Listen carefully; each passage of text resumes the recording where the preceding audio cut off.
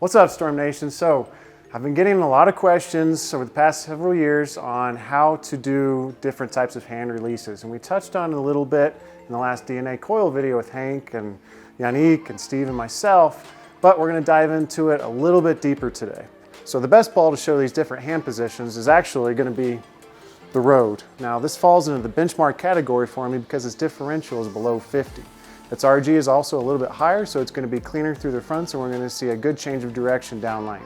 Now, if I tried to show you a bunch of different hand positions with a ball like the DNA coil that has a lot of differential to it, the ball's going to hook no matter what I do. I'm going to have to try really, really hard to change my speed, my hand position, a whole bunch of things. And the same thing goes if I use something like a tropical surge. The differential is too low, the ball's just not going to be enough flare potential built in for me to show you a difference in hand position and releases out there in the lane. So the Road is going to be our ball of choice today.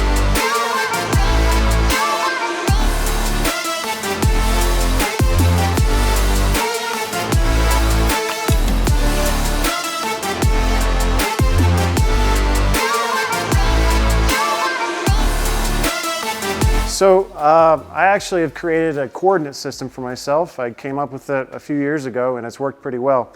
So I have two ways that I rotate my arm when my hand is inside the ball. And each one of those affects a different factor of ball motion. One of them is axis rotation and the other one is axis tilt.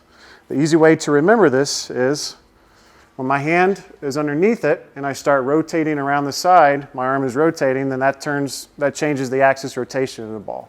When I'm here and I'm changing the tilt of my wrist, that's going to affect the axis tilt of the bowling ball. And if I do a combination of one or the other at any of these levels, I can now create a coordinate system, and changing my PAP is what we're actually doing. We're not changing the PAP on the ball physically, but we're changing the PAP's orientation in space, which is basically just a fancy way of saying I'm changing my axis tilt and rotation.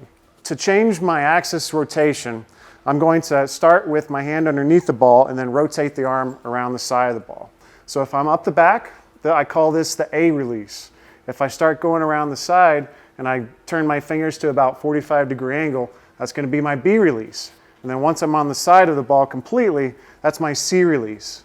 So now my hand is going to be right on the side of the ball, and I'm going to try and hold it like this in my stance, feel it like that through my swing, and then try and release it the same way as I'm holding it right here. So the first release I'm going to show you is my C1 release. This is my weakest release. So my wrist is straight. This is going to increase my tilt on the lane, but my hand is also going to be on the side of the ball. So I'm creating a lot of extra skid into the ball with a really, really weak hand position. High degrees of axis rotation make the ball go longer down the lane, just like axis tilt. But unlike axis tilt, axis rotation actually causes a lot more abrupt change of direction down lane. So that's why my hand is on the side of it, because I still want to get the ball to shape, but I also want it to be clean through the front. So I'm going to use this release when I'm playing the straightest.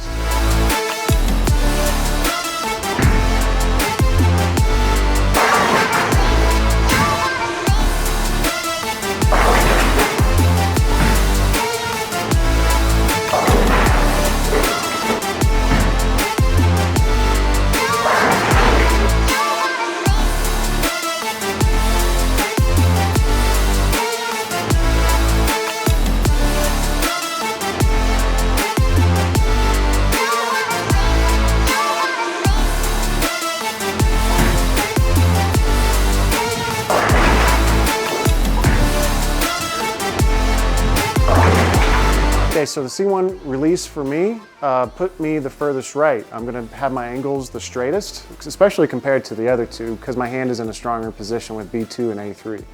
So C1, my tilt went up about 5 degrees from my standard release and allowed me to keep the ball in the area of the lane that I wanted it to and not overhook or go Brooklyn for that matter. To get some baseline numbers, I'm going to show you my stock release. I call it B2. So my hand is on the side of the ball and I have just a little bit of cup in my wrist.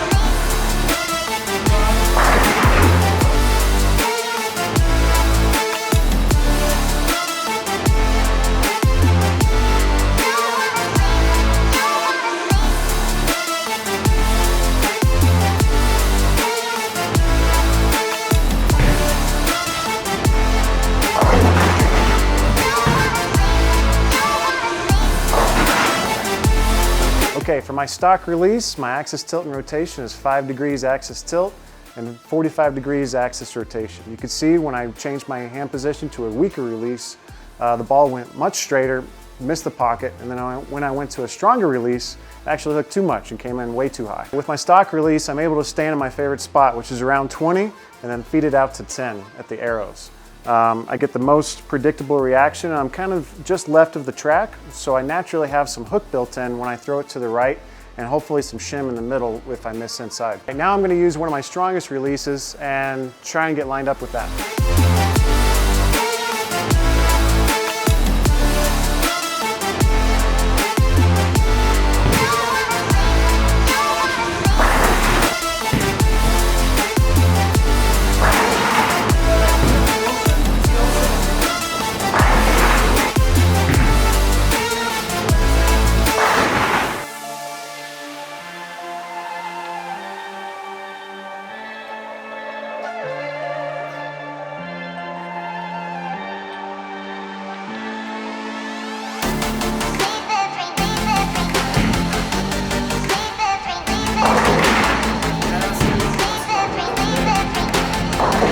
All right, my strongest release, or my A3 release, lowers my tilt the most by 5 degrees from my stock and actually gives me a little less axis rotation.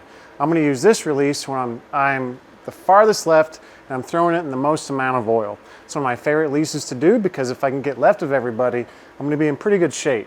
Now with this ball, it didn't overreact. It kept me in the spot that I wanted to be in. With the other two were just too weak. One of them, my stock release was okay. I could kind of snap the tins out, but the weak release was absolutely not an option for this line as far left as I was. So with that, I hope you will go home, try some of these releases yourself, maybe develop your own system that works for you. But at least you might have learned something today about where the hand is and what it does to the ball when you let go of it. So thanks for watching, everyone, and bowl up storm.